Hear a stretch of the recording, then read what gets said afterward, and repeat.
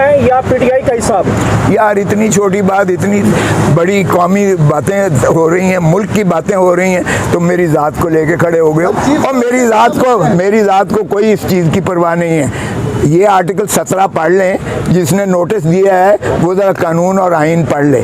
और भाई आप किसी को मना नहीं कर सकते हो कि किसी का वकील क्यों होता है। अगर मुझ पे ये नोटिस दिया जाता है कि आप इमरान खान के वकील क्यों बने हो, तो ये मेरा आइनी और बुनियादी हक है। मैं कोई किसी का मुलाजिम नहीं हूँ निजी, ना किसी के साथ मैंने मुआहदा कर रखा है कि मैं किसी और का वकील नहीं बनूंगा। और पीपल्स पार्टी ने और किसी और को वकील बनाया होगा। लतीफ़ खोसा पहले से ही अल्लाह का फजल है एक नामवर वकील था, तो इसलिए मुझे इन चीज़ों का फ़र्क नहीं पड़ता। और साइफ़र का कहा गया कि जी रियासती जो है वो उसके ख़िलाफ़ आपने किया है। और अगर रियासत साइफ़र को रियासती इशू है तो फिर डूब के मर जाना चाहिए।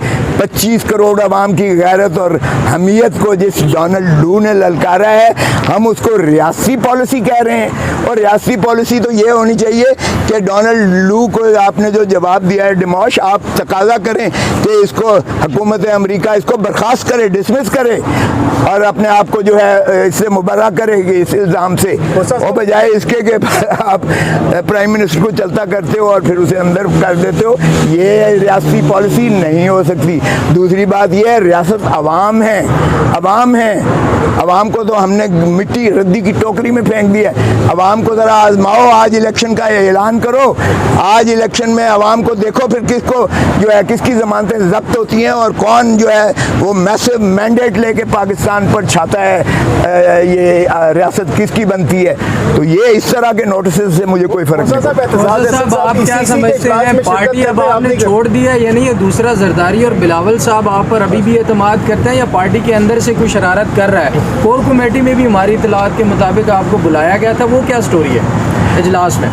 आपकी इतलाएँ जो होंगी, मैं अपने पेशे को तरजीह देता हूँ। जब मेरा केस सुप्रीम कोर्ट में या हाई कोर्ट में लगा हुआ हो या चीफ जस्टिस ऑफ पाकिस्तान के अलविदाई वो इशाइये हों, तो मैं माजरत करता हूँ बाकी हर चीज़ से, क्योंकि ये मेरा पेशा है और पेशे पर मैंने कभी कॉम्प्रोमाइज़ नहीं किया है, आज तक नहीं किया है, ना मैं करने दूंगा किसी को भी, फैमिली को भी नहीं। और पॉलिटिकल पार्टी भी एक फैमिली होती है। तो ये मेरा एक क्रेडिबिलिटी है जो मैंने अपने पेशे में कमाई है और मैं इस क्रेडिबिलिटी को किसी कीमत पर जो है नीचे नहीं लगने दूंगा।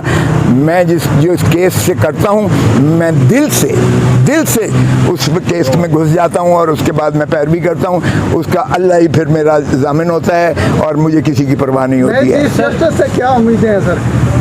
नए चीफ जस्टिस से हमें बहुत उम्मीदें हैं। देखें, नए चीफ जस्टिस एक दबंग शख्स हैं। उनके पिछले जो है ज़ाती उनका जो है ज़ाहिर है कि उमर साहब बंदयाल साहब से उनकी ज़ाती परखाश थी, क्योंकि उन्होंने तो उनके ख़िलाफ़ फ़ैसला दिया था और अगर उनका फ़ैसला मेजॉरिटी होता तो फिर आज वो जज भी ना होते, चीफ जस्टिस भी ना होते।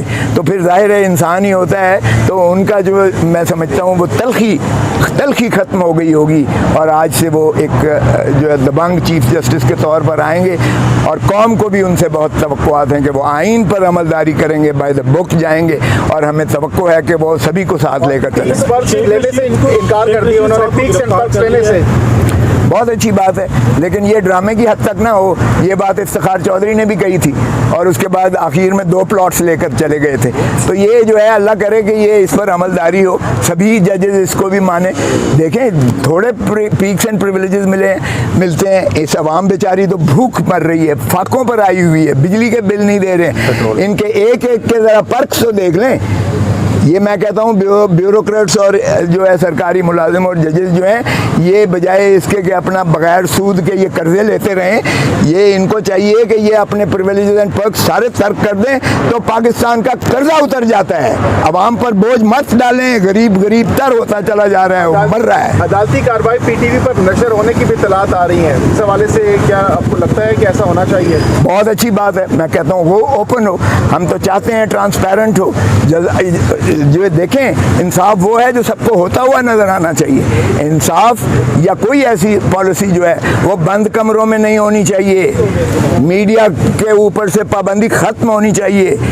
पाकिस्तान का जो 1 करोड़ बाहर बैठा हुआ है, 1 करोड़ हमारा एक्सपैट्रिएट पाकिस्तानी डायस्पोरा, उसको हक के वोट भी दो, उसको हक इलेक्शन लड़ने का वो हक भी दो, उसको हुकूमत बनाने का भी हक दो। क्योंकि अगर 1 करोड़ बंदा आपका अपनी ओनरशिप समझता है तो पाकिस्तान के सारे कर्जे उतर जाएंगे, यकीन करें। लेकिन ओनरशिप दें, पाकिस्तान के अवाम को भी ओनरशिप दें। जब ओनरशिप देंगे ये टैक्स भी देंगे, ये पैसे भी देंगे।